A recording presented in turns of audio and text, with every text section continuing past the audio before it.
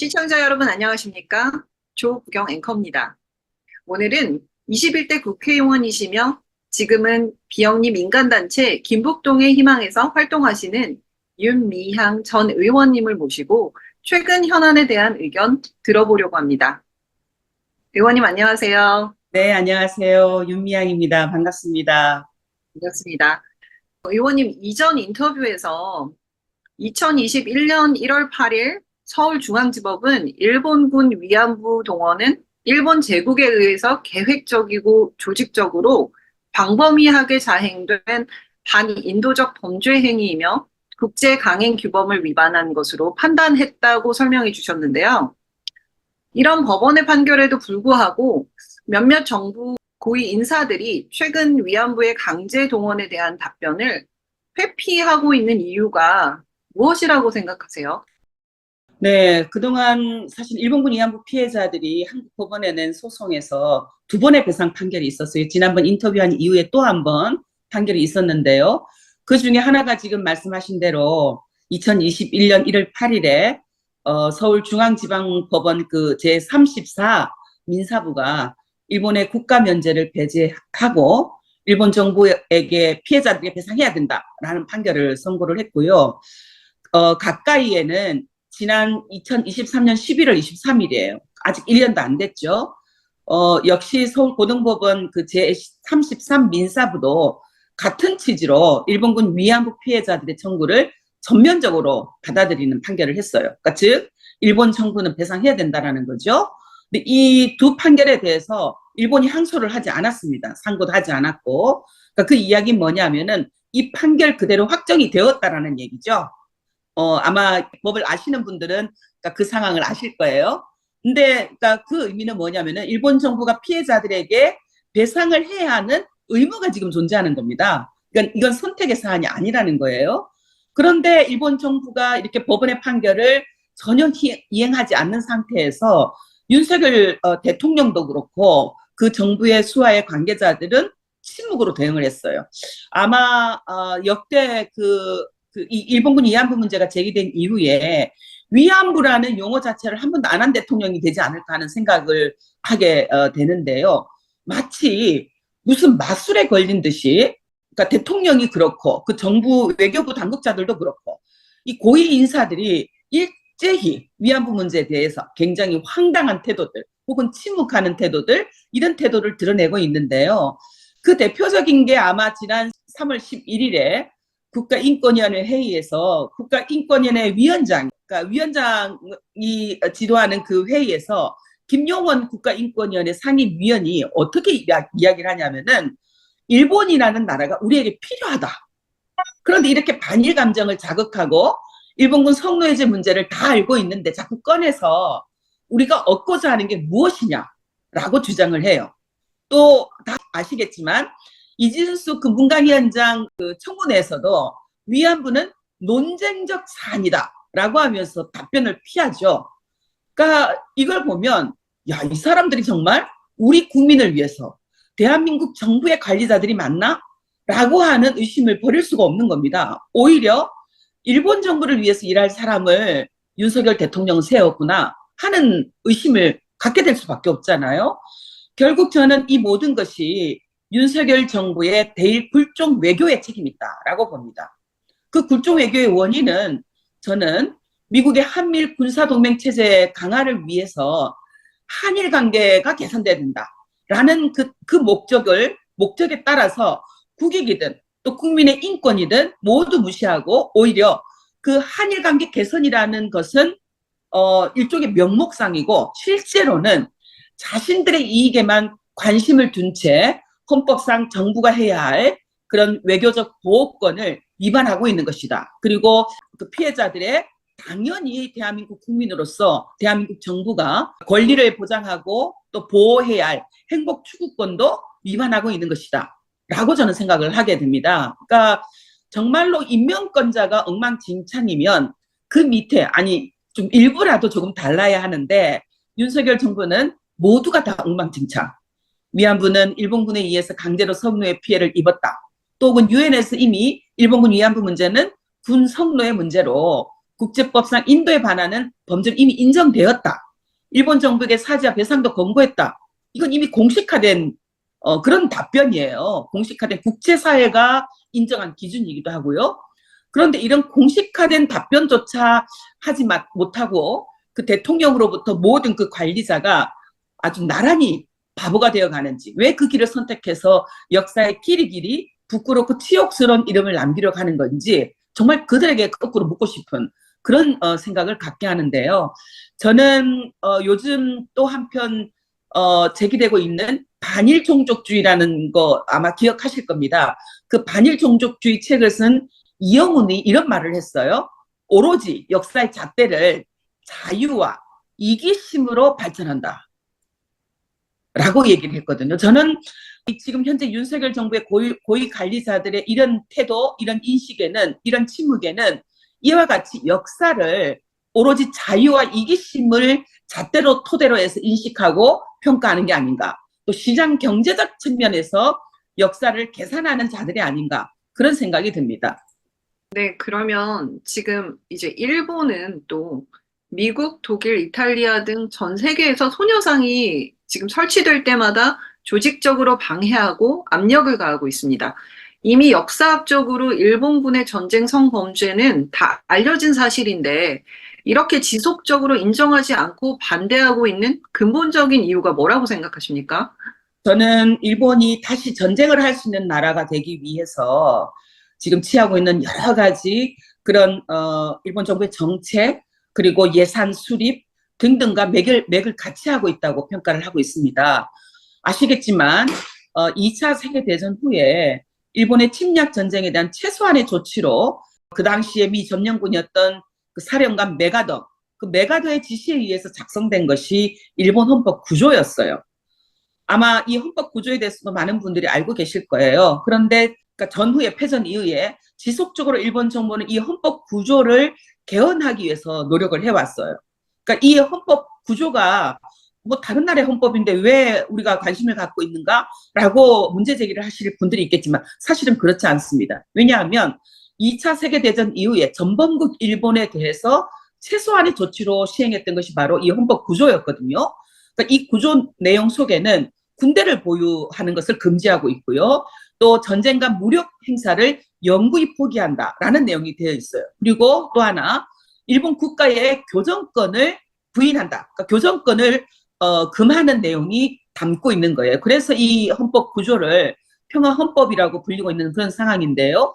그런데 일본의 이 헌법 개정 시도는 위안부 문제, 또 강제노동 문제 등 일제 강제동원과 또 전쟁 범죄를 부정하고 역사 지우기를 위해서 외교력을 총동원하고 있는 지금 작금의 행태, 이것과 그러니까 그 맥을 같이 하고 있다는 제가 처음에 이야기했던 것과 너무나 맥이 같다라고 할 수 있는 건데, 즉 우리 한반도와 밀접히 연관되어 있는 것과 관련해서 우리가 암시할 것은, 또 앞으로 우리가 긴장해야 될 것은 바로 이러한 맥락은 또 일본 군대, 일본 자위대가 한반도의 재진출을 야기할 수 있는, 다시 과거로 회귀할 수 있는 참으로 위험한 일들이다라고 저는 이야기를 하고 싶어요. 그 역사적인 과정을 보면 아베 외할아버지 우리가 알고 있죠, 그죠? A급 전범이었습니다. 기시 노부스케라고 하는 사람. 그런데 이 사람은 처벌되지 않았어요. 전후에 미국의 특별 사면을 받습니다. 그리고 총리가 되죠. 그 총리가 되자마자 그가 했던 것이 무엇이냐면은 바로 일본을 다시 전쟁을 할 수 있게 하는 나라, 그 나라를 되게 하기 위해서 안보법 개정 등에 매진을 했어요. 근데 완전히 성공하지 못합니다. 근데 그 외손주인 아베 전 총리 역시 이 헌법 개정을 통해서 다시 일본이 전쟁을 할 수 있는 나라가 되기 위해서 애를 써요. 근데 그 역시 헌법 개정에 실패합니다. 대신에 어떤 일을 하냐면은 2015년에 헌법 개정의 전 단계로서 일본 자위대의 집단 자위권을 가능하도록 하는 그런 안보 법안을 성공적으로 발의해서 통과를 시켜요. 그러니까 상상할 수 있죠. 아, 역시 미국 정부가 손을 들어주었구나 하는 것을 우리가 상상할 수 있고요. 그건 확인되는 것이기도 합니다. 그런데 이 과정에서 한밀 세 나라는 어떤 문제를 제물로 바치냐면은 바로 일본군 위안부 문제였습니다. 2015 위안부 한일합의 다 기억하시죠? 그 일본군 위안부 한일합의가 이 안보법을 그러니까 통과시킨 이 과정에, 즉 일본 아베 총리가 다시 일본이 전쟁을 할 수 있는 나라, 그러니까 군대를 보유할 수 있는 나라, 또 자위대를 동맹국이 유사시에 위험을 겪을 때, 당할 때에 자위대를 파병할 수 있다, 해외 파병할 수 있다라고 하는 그런 근거를 만들어내는 그 과정에 2015 위안부 한일합의가 발표되었다라는 것. 우리 다 아시죠? 합의 내용에는 바로 소녀상 철거가 들어가 있었습니다. 그리고 국제사에서 위안부 문제를 제기하는 것을 금지하겠다. 또 성노예라는 용어를 사용하는 것을 금지하겠다. 이것으로 불가역적인 해결이다. 그 이후에 어떤 일들이 있어요? 바로 소녀상 철거라든가 또 위안부 문제에 대해서 국제사에서 다시는 한국 정부가 문제를 제기하지 않는다라든가, 또 성노예라는 사용은커녕 위안부 피해자들이 강제로 그런 상황에 놓였다라는 것도 언급을 하지 않는다라든가, 이런 일들이 계속 되고 있는 거죠. 기시다 정부에 들어와서도 마찬가지고요. 이 기시다 정부에 들어와서는 마찬가지로 일본이 다시 전쟁을 할 수 있는 나라, 자위대를, 군대를 보유할 수 있는 그런 나라가 되기 위해서 강제 노동 문제를 제물로 바치죠. 한국 법원이 피해자들에게 배상해야 된다라는 판결이 당연히 있었음에도 불구하고 윤석열 정부가 법적 배상을 촉구하는 것이 아니라 오히려 제3자 변제 방식이라는 것, 그것을 통해서 피해자들의 인권 문제를 팔아 넘겨버렸다라는 것. 그 얘기는 뭡니까? 바로 윤석열 정부가 일본 정부의 이 과거 전쟁 범죄의 그 역사를, 일본 정부가 불편해하고 있는 이 역사를 세탁해주기 위해서 자국 국민의 인권을 다 팔아넘기고 있다라는 거죠. 그러니까 저는 일본군 위안부 피해자한테 했던 말을 잊을 수가 없습니다. 반드시 일본 군대가 다시 온다 그랬다. 그러니까 우리가 우리 이 문제를 토대로 해서 다시 정신을 차리지 않으면 똑같이 우리와 같은 피해자가 생기고 있다. 굉장히 두려워했거든요. 저는 이 두려움이 지금 윤석열 정부 들어서서 현실로 드러나고 있다라고 생각합니다. 지금 정신 차리지 않으면 안 된다라는 교훈을 주고 있는 거죠.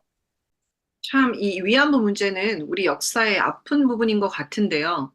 위안부에 대한 내용이 이번 역사 교과서에서 축소되었다고 합니다. 위안부 관련 내용은 단 한 줄로 젊은 여성들을 끌고 가 끔찍한 삶을 살게 했다는 애둘러 쓴 표현이 전부이고요. 대신 위안부 문제를 기억해야 하는 이유, 문제 해결을 위한 노력 등에 대한 연습 문제를 넣었다고 합니다. 이것에 대해서 어떻게 평가하세요? 그냥 한마디로 참담하다, 경악할 일이다 라고 이야기할 수밖에 없습니다. 이 검정을 통과해서 내년 3월부터 학교 현장에서 사용할 교과서인데요.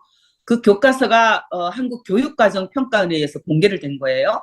근데 이 검정을 통과한 8건의 한국사 이 교과서 중에서 한국학력평가원에서 발행한 교과서가 정말 수준 이하의 내용인 건데, 여기에 보면 말씀하신 것처럼 일본군 위안부 문제 강제성이라든가 피해 사실이라든가 또 반인도성, 그리고 지금도 계속되고 있는 일본 정부의 역사 부정, 어느 것 하나 제대로 서술하지 않고 있습니다. 단지 일제는 일본군 위안부라는 이름으로 젊은 여성들을 중국과 동남아시아 등지로 끌고 가 끔찍한 삶을 살게 하였다라는 단 한 문장에 불과한 건데요. 자료로 제시한 사진도 보면 지금은 그 작품이 철거되어서 교체 중에 있는 서울시 그 남산에 보면 일본군 위안부 기억의 터가 있어요. 이 옛 조감도가 유일하게 그 자료 사진으로 제시되어 있어요. 우리가 늘 어떻게 얘기합니까? 역사는 오늘의 거울이다라는 이야기를 하죠. 오늘을 비추는 거울이다. 과거와 연결되는 굉장히 중요한 고리이죠. 단재 신채호 선생님의 말씀을 우리가 자주 읊조리는 이유는 그게 그만큼 중요하다라는 것을 이야기한다고 생각합니다. 역사를 잊은 민족에게는 미래가 없다. 그냥 단순하게 우리가 그 말 자체가 멋있어서 사용하는 건 아니잖아요. 역사적 사실을 제대로 기록하고 가르치는 것이 얼마나 중요한지, 다시는 이와 같은 피해를, 아픈 역사를 반복하지 말자, 이런 목적이 있지 않습니까? 김복동 그 인권평화운동가를 비롯해서 여러 일본군 위안부 피해자들이 살아생전에 활동하면서 반복해서 강조하셨던 말씀도 그거였어요. 우리 역사를 보고 배워서 다시는 우리와 같은 피해를 미래 세대들에게 물려줘서는 안 됩니다라는 것이었어요.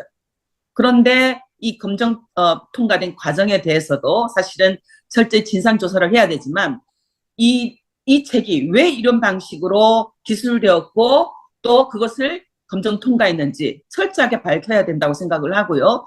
다시는 이런 불상사가 일어나지 않도록 재발 방지 조치가 이루어져야 된다. 또 이 역사를 왜곡하는 이 해당 교과서는 폐기돼야 되고 올바른 역사 교육을 기록하는 그런 교과서를 새로 제작해서 아이들에게 가르쳐야 된다라고 생각합니다. 그것이 그래야 우리가 일본 정부에게 올바른 역사 교육을 하라라고 요구할 수 있는 자격이 있는 거 아니겠습니까? 전 그렇게 생각합니다. 지금도 늦지 않았다.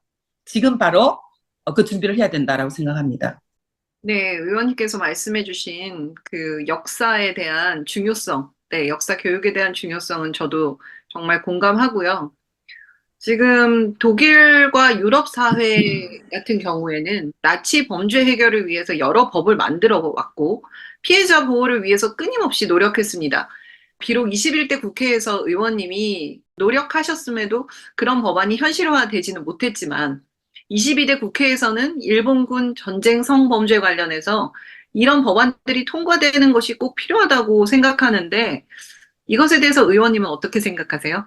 네, 정말 불행하게도 지금 그 전국 각지의 시민들이 세운 소녀상에게 소녀상에 직접 가서 소녀상을 철거해야 된다라고 데모를 하기도 하고 또 소녀상의 흉악한 모습들을 이렇게 입혀서 사진을 찍어서 SNS에 올리면서 인증샷을 하기도 하는 그런 아주 저는 그게 보수단체라고 할 수는 없고요. 뭐 극우단체라고도 할 수 없는 것 같습니다. 정말 상식 이하, 수준 이하의 단체들이 그 활동을 하고 있고 그 상황에서 위안부 피해자들에게 그러니까 모독, 2차 가해성의 공격이 계속되고 있습니다. 그러니까 이것은 저는 윤석열 정부 들어서서 일본에 굴종하는 정책, 또 숭일 정책에 힘을 받은 그런 단체들, 그런 사람들이 설치고 있는 것이다, 난리를 치고 있는 것이다라고 생각을 하는데요.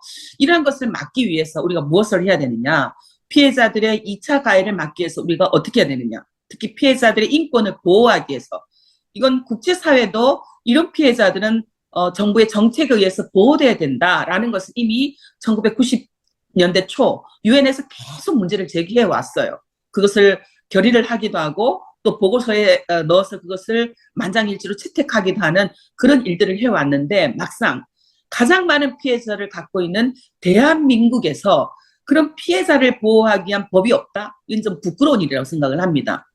그래서 저는 21대에서는 비록 하지 못했지만 22대에서는 이러한 피해자에 대한 공격 2차 가해 또 피해자들을 기리고 기념하고 추모하는 이런 시설들이 위험에 놓여 있는 이런 일들을 보호할 수 있는 그런 위안부 피해자 보호법을 빨리 통과시켜야 된다라고 생각을 하고요. 어떤 가치보다도 어떤 국익 혹은 또 다른 경제적인 계산 이런 것보다도 더 중요한 가치가 피해자들의 인권을 보호하기 위한 그런 중요한 척도로 판단돼야 된다라고 이야기를 하고 싶어요. 다행히 현재 민주당에서도 또 조국혁신당에서도 관련 법안을 발의해 놓고 있는 상황이고 정의연을 비롯해서 시민단체들 또 국민들이 그 법이 발의돼야 된다라는 그런 목소리들 캠페인들이 계속 진행되고 있습니다. 이제 국민들의 목소리 또 국제사회가 그동안 노력해왔던 그런 피해자에 대한 인권 보호의 노력들 그것을 국회가 이어받아서 4년이 아니라 전반기 내에 아니 올해 내에 그 법을 통과시켜서 이 피해자들을 어떻게 보호할 것인가 오히려 그 피해자들을 기리고 기념하고 추모하는 그런 시설들을 우리가 어떻게 만들고 세우고 미래 세대들에게 중요한 교육의 그런 가치로 또 계속 계승해 나갈 것인가 하는 것을 고민하고 해야 된다. 저도 그 일에 대해서 함께 앞장설 텐데요. 재외동포 사회에서도 그런 일에 좀 더 적극적으로 관심을 가져서 지금 해외에 세워져 있는 소녀상들, 기림비들 그런 것들이 제대로 지켜지고 또 여러 사람들에게 알려질 수 있도록 함께 노력을 해주셨으면 좋겠다라고 부탁을 드리고 싶습니다. 네, 지금 인터뷰하면서 정말 의원님의 그동안의 노고와 또 정말 심각하게 이 문제에 대해서 정말 생각하시는구나가 많이 느껴지고 있습니다.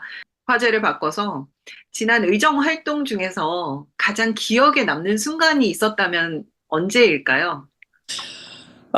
제가 결국은 역사 문제라든가 인권 평화 운동을 계속 그 시민 운동으로 하다가 국회에 들어갔기 때문에 역시 제가 4년의 의정 활동 속에서 가장 기억에 남는 것은 한국의 근현대사 속에서 국가 권력에 의해서 피해를 입었던 그런 국민들과 함께 했던 의정 활동이 가장 기억에 남아요. 물론 그것은 꼭 국회의원으로서의 역할뿐만 아니라 앞으로 시민운동으로서 대한민국 국민의 한 사람으로 살아가면서도 잊지 않아야 될 그런 주제들이었는데요. 무엇보다도 대한민국의 국회의원으로서 베트남 한국군 민간인 학살 피해 지역을 방문했고 또 그 피해자들에게 대한민국 국회의원으로서 사죄드립니다라고 사죄의 말씀을 전할 수 있었던 것, 또 그 지역의 민간인 학살 피해 직계 유가족들 등의 아이들 90명에게 윤미향 장학금을 계속 세 차례 전달할 수 있었던 것, 이거 굉장히 저에게는 잊지 못할 그런 일이고요.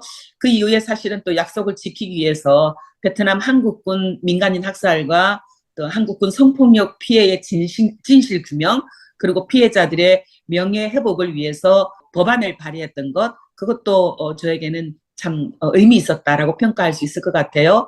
그리고 우리가 5.18, 4.3 다 기억하고 있잖아요. 그런데 그 역사들을 기억할 때 주로 우리가 사건 중심으로 기억을 하고 있죠. 그러니까 그 범죄를 만들어냈던 총체적인 것이 다 진실 규명되고 그 속에서 피해를 입었던 분들의 인권과 명예를 회복시키는 것, 그것이 저는 온전한 문제 해결이다라고 늘 생각을 하고 있는데, 그래서 제가 과거사의 젠더폭력 피해 진상규명을 위한 법안을 발의를 했어요. 그 과정에서 형제복지원 피해자들을 만나고 또 5.18 관련된 분들을 만나고 했는데 참 가슴 아픈 것이 자기들이 입은 것이 특히 아이들 아동 때 입었던 그런 성폭력 피해가 내가 입었던 것이 성폭력 피해인 것이 몰랐다. 라고 하면서 눈물 흘렸던 고백. 아이 때 내가 형제복지원에서 집단 수용되어서 강제 노동을 당하고 또 그 과정에서 성폭력 피해를 입어서 지금까지도 그때부터 지금까지도 나는 계속 기저귀를 차고 살 수밖에 없었다라고 눈물을 흘리던 그 피해자들과의 만남, 그것은 제가 잊지 않아야 된다고 늘 생각하고 있습니다. 기억할 수밖에 없는 일이기도 하고요. 왜냐하면 그건 앞으로 살아가면서 꼭 반드시 해결해야 될 문제이기 때문에 그 외에도 택배 노동자라든가 이주 노동자 또 콜센터 노동자들 그 법의 사각지대에서 법의 보호를 받지 못하고 있는, 그래서 노동권을 침해당하고 있는 노동자들과 함께했던 일들, 또 난개발로 환경이 파괴되고 있는 현장을 직접 뛰어다니면서 그에 대한 대책을 법으로 발의했던 일들, 그런 모든 내용들이 송골송골 지금 제 머릿속에 남아있기도 하고요. 이건 한국의 민주화 또 인권과 평화를 만들어가는 그런 한국 사회에서 반드시 제가 함께 하고 해결해 가야 될 문제이기 때문에 목숨이 다하는 그날까지, 숨이 끊어지는 그날까지 이 일본군 위안부 문제를 비롯해서 제가 꼭 기억하고 싶은 그런 주제들이기도 합니다. 또 다른 한편으로는 우리가 어쨌든 분단 체제 속에 있기 때문에 이 분단 체제를 해소하는 일, 그 속에서 제대로 청산되지 않고 있는 일본과의 과거사 문제, 다 아시죠? 간또 조선인 학살 100년 그 추모제에 제가 참여했다가 온통 국채를 흔드는 반일 세력이다, 반일을 이용해서 국가를 위험하게 하고 있다라는 것을 윤석열 대통령부터 국민의힘 정치인들, 보수 언론들 저를 향해서 집중 공격을 해댔는데요. 저는 그런 공격에도 불구하고 지금도 굉장히 자부심을 가지는 것은 100년 만에 100년 만에 이루어진 그 추모 집회에 아주 온 그 일본 시민사회 제일동포들이 함께 힘을 모아서 그 시행했던 그 추모 행사에 대한민국 국회의원으로서 직접 참석해서 추모의 마음을 전하고 그 희생자들 영령 앞에 부끄럽습니다. 대한민국 국회의원으로서 너무 늦게 왔습니다라고 사죄의 그런 묵념을 올릴 수 있었던 것, 그건 또 제가 잊지 못할 그런 일일 것 같아요. 근데 돌이켜보니까 어떤 제 의정 활동으로 인해서 고초를 많이 겪었던 일들이 잊을 수 없는 그런 기억으로 남아있는 것 같습니다. 공격에 집중 포화를 맞았던 그 기억들이 제 의정활동 속에 참 의미 있었구나. 윤미향이 하고 싶었던 일을 그도 국회에 가서 할 수 있었구나라는 평가를 지금 갖게 됩니다. 네, 정말 끊임없이 말씀하실 정도로 지금 뜻깊은 일들을 많이 하셨던 것 같아요. 의정 활동 중에.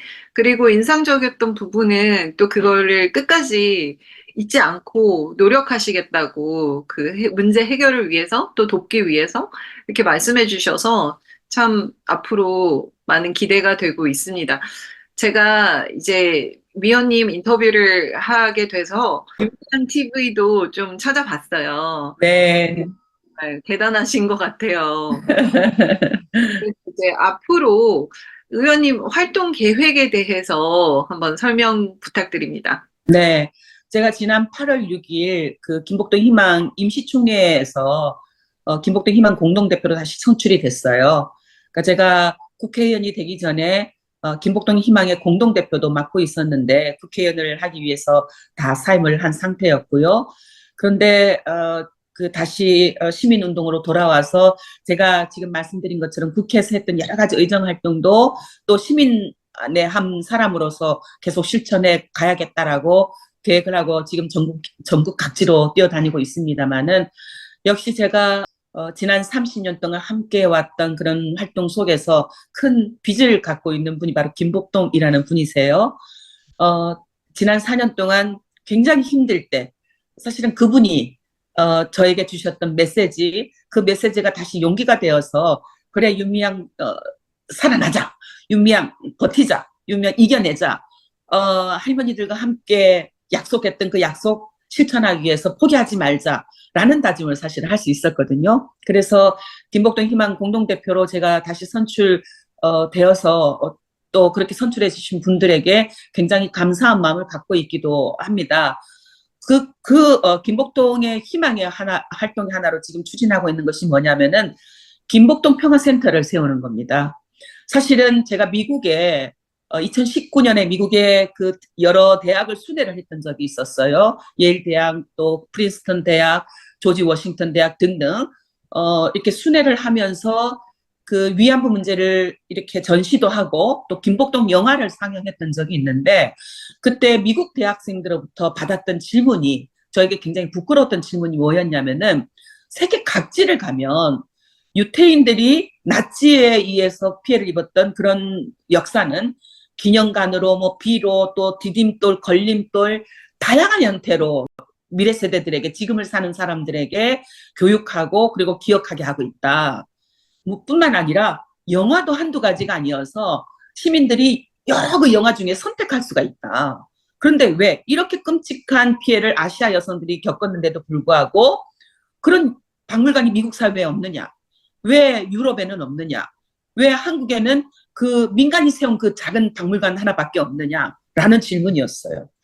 그래서 제가 생각했던 게 그래 늘 이제 조금 뭐라 할까요? 그러니까 이건 너무 아이러니하다라고 하고 있는 것 중에 하나가 뭐냐면은 우리 노벨 평화상이라는 거 있잖아요. 얼마나 다 영광스러워합니까? 노벨 평화상을 받으면. 근데 돌이켜 보면 노벨이 반성하고 세운 그런 상이기도 하지만 노벨이 다이너마이트라는 정말로 전쟁에서 수많은 인류사에 대한 그런 피해를 만들어내고 그걸로 생긴 돈, 그 돈을 반성하면서 이걸 오히려 평화를 위해서 쓰겠다라고 해서 세워진 것이 사실 노벨 재단이죠. 근데 김복동은 일본군 위안부 피해자들은 그런 죄를 하나도 안 지었어요. 그죠? 그런 죄를 짓지 않았습니다. 오히려 피해를 입었죠. 그런데 그 피해를 입었음에도 불구하고 피해에 머물러 있지 않고 침묵하지 않고 정말로 멋진 인권평화 운동가 됐어요. 오히려 나비 기금이라는 것을 만들어서 콩고와 우간다, 코소보, 나이지리아 등에서 내전 중에서 성폭력 피해를 입는 여성들에게 내가 너희들 지원하겠다, 연대하겠다. 그래서 직접 나비 기금을 지원하기도 하고요. 어떤 이야기를 할 때마다 늘 우리와 같은 피해를 입은 그런 성폭력 피해자들이 여러 나라에 있다. 그 피해자들의 인권 회복을 위해서도 여러분들 함께 힘을 써줬으면 좋겠다라는 메시지들을 전했어요. 한국 군에 의해서 베트남 전쟁 때 성폭력 피해를 입은 여성에게도 김복동 할머니는 나도 일본군 위안부 피해자이지만 한국 국민으로서 여러분들에게 사죄드립니다. 내가 살아있는 동안에는 여러분들에게 이 나비기금 지원을 통해서 한국 정부가 하지 못한 그 일을 해나가겠습니다. 그리고 한국 정부가 여러분들에게 사죄할 수 있도록 나도 힘쓰겠습니다. 라는 메시지를 전했어요. 저는 이것이야말로 노벨보다 훨씬 더 가치 있고 또 그런 평화란 이거구나. 피해자가 만들어낸 이것이 바로 평화구나. 곧 일본군 위안부 피해자가 평화였다. 라고 하는 것을 세계화하고 싶은 꿈을 갖고 있어요.